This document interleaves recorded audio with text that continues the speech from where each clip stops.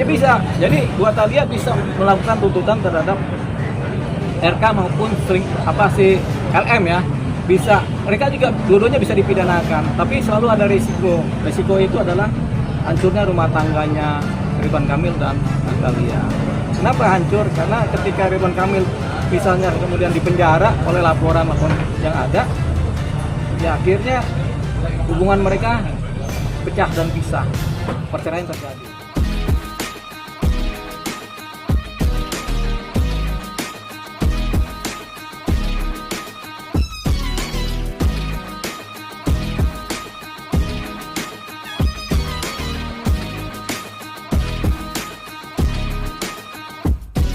Tetap aja korupsi berjalan, ini juga berjalan. Jadi sayangnya Pak Ridwan Kamil ini menghadapi dua kasus yang berbeda dan sama-sama berat dua-duanya.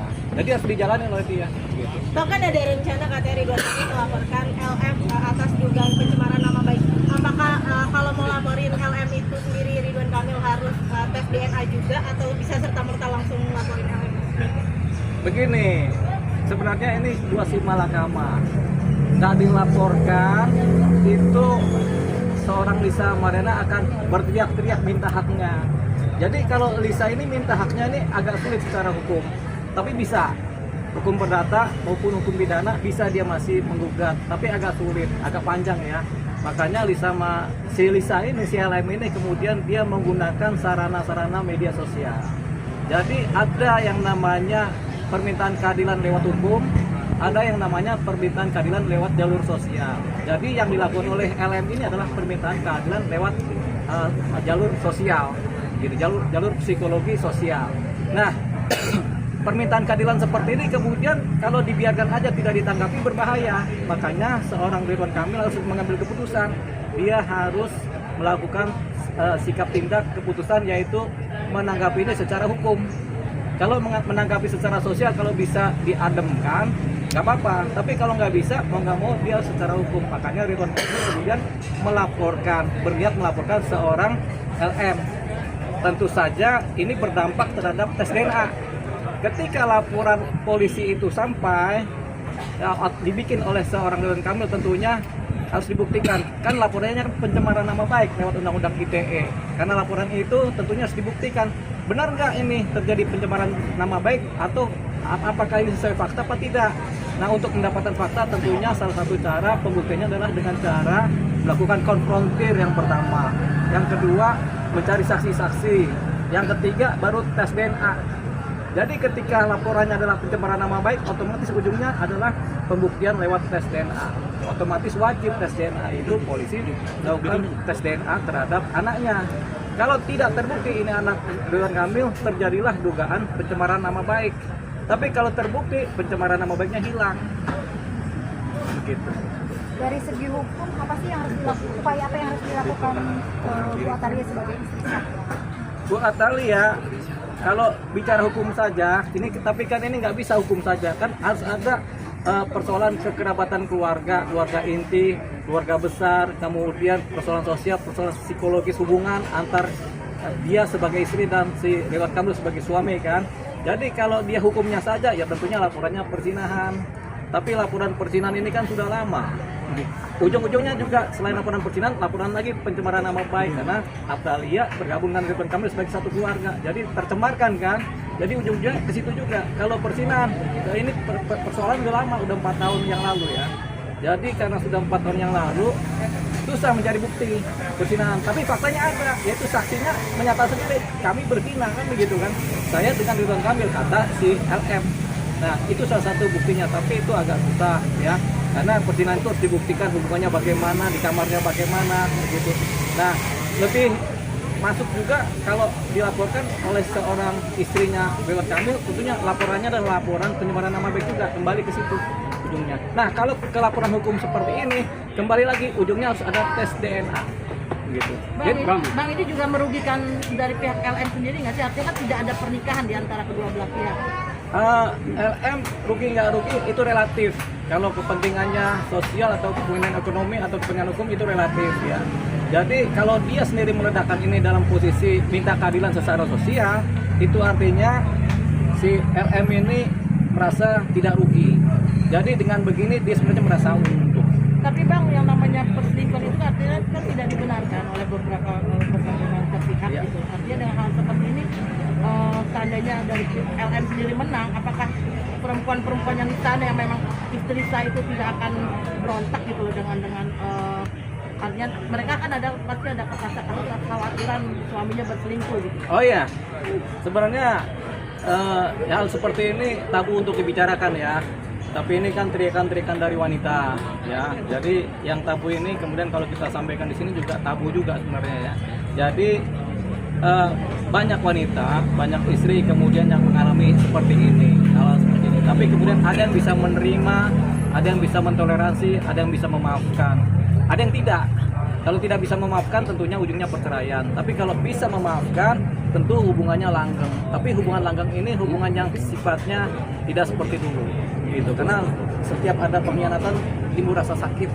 Kadang wanita ini sakitnya lama. Kalau laki-laki lebih gila lagi. Nggak cuma sakit dia langsung diceraiin kalau ada yang begini-begini gitu. Makanya Bang, kalau untuk tes DNA Bang, Ya.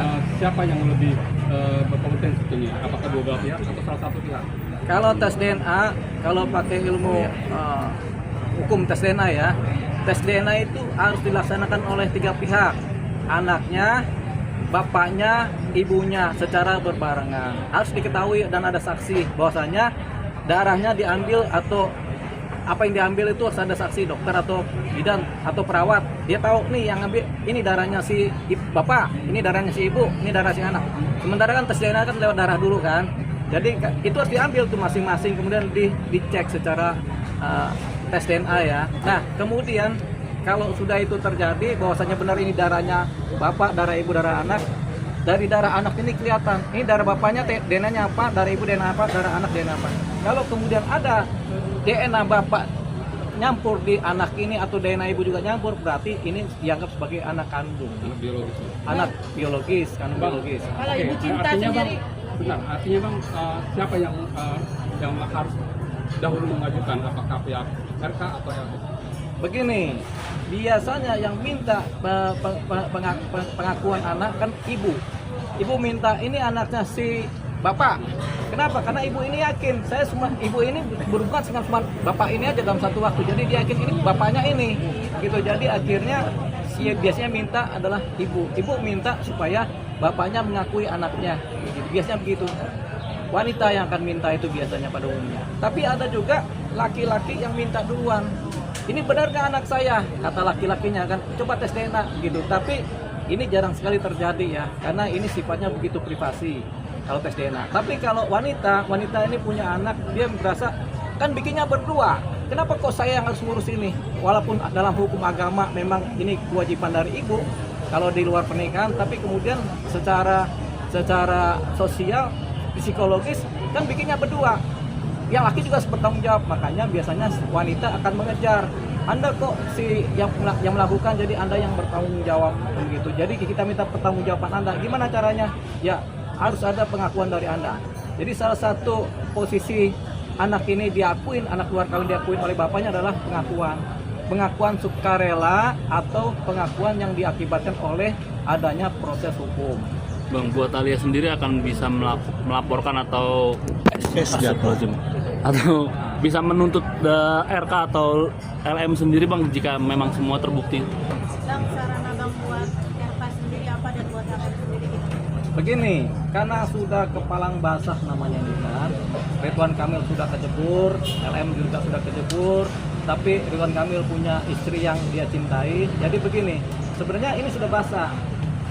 Bagusnya sebenarnya zaman dulu itu Ridwan Kamil dan istrinya mungkin tidak perlu mengadakan pencitraan begitu romantisnya di dalam hubungan dia disampaikan keluar. Jadi karena ini citranya begitu romantis, kemudian ada kejadian ini, terjadi diskrepansi.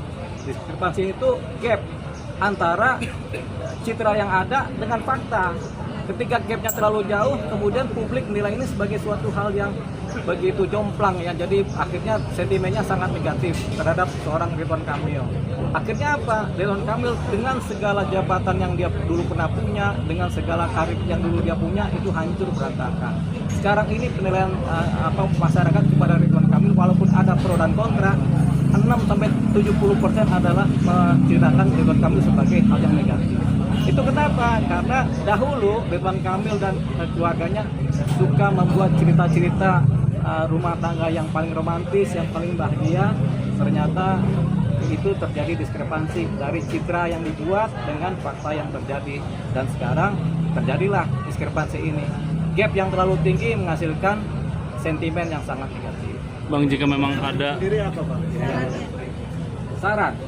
saran buat seorang Ridwan Kamil tadi kan, karena sudah kepalang tanggung, ya sudah jalankan aja tes DNA.